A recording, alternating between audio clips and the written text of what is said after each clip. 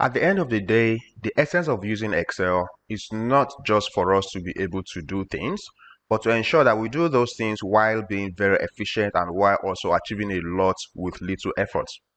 One of the things that allows us to achieve a lot with little efforts is to fill series in Excel or to use some autofill options. Now let's assume that I want to create a list of serial numbers from number 1. I could come into this cell on cell B2, type in my number 1, press enter, then I could go to the next cell to type in number 2, then number 3, and so on and so forth. But this might be inefficient, so one way I could do this is to just type in only my number 1. Then I will go back to that cell and go towards the bottom right hand side of the cell until I see this dark thick cross.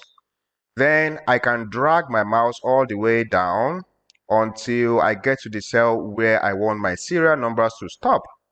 Then I can release the dragging. Then I will see the number 1s repeated all the way downwards, but then I get to see this option here, which is the autofill option. So when I click on the drop down for the autofill option, I will simply select fill series for me to have my numbers written serially like this.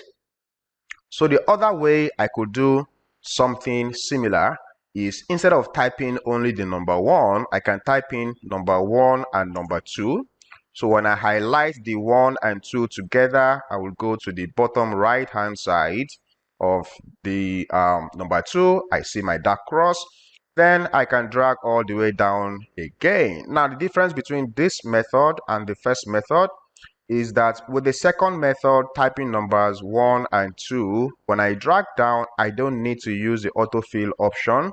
Excel automatically understands that I want to fill the numbers serially. Now, this can be useful when, for example, I type in number 1, then I type in number 5, like this, right?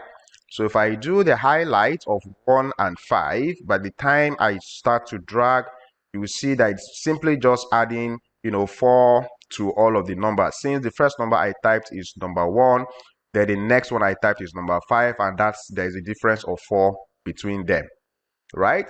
Now again, where you tend to enjoy something like this is, let's assume that I want to enter a couple of dates, maybe, and I want the gaps between the days to be 7 days each.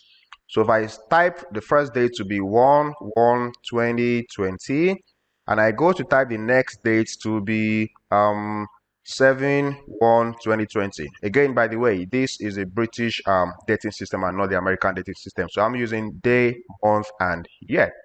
So if I highlight these two and I drag from the bottom right hand side, you will see that I will simply have my days given to me based on the gaps that I have used between the first one and the second one.